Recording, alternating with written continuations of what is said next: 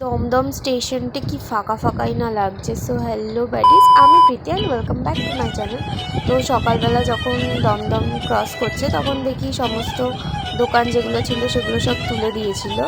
তো একটু বেশি ফাঁকা ফাঁকা লাগছে। আর এখন তো সরকারি বাস ফ্রি হয়ে গেছে, আর আজকে কপাল করে একটা সরকারি বাসও পেয়ে গেছিলাম। আর তারপরে অ্যাজ ইট ইজ কলেজে গিয়ে ঘুটি গরম খাই, বাট আজকে আমার ঘুটি গরমের ডাব্বা অন্য ছিল। তারপরে টানা দুটো অ্যাপটিটিউডের ক্লাস করার পর এখানে এসি বলা হয়েছিল কমিয়ে দেওয়ার জন্য, আর জানি না কেন এসিতে এসি লেখা চলে এসেছে। আর তারপরে এসব দেখতে দেখতেই লাঞ্চ টাইম হয়ে যায়। আজকে আমি লাঞ্চে অনেক কিছুই নিয়ে গেছিলাম, বিকজ সকালবেলা খেয়ে যাইনি, তো সকালবেলার টিফিনটাও ছিল। তারপরে বাকি ক্লাসগুলোর আর ভিডিও করা হয়নি। তো তারপরে যখন ছুটির সময় বেরিয়েছি তখন দেখি এরকম টিপ টিপ করে বৃষ্টি পড়ছে, আর এই বৃষ্টির মধ্যে ছাতা নিয়ে আমি বাচ্চাটাকে নিয়ে যাচ্ছিলাম, মানে বিকজ ও যেহেতু একটু হাইটে ছিল না, ওটাই বাচ্চা বাচ্চা লাগে।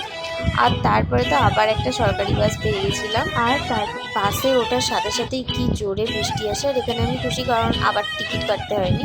তো আজকের মতো এতটাই, টাটা।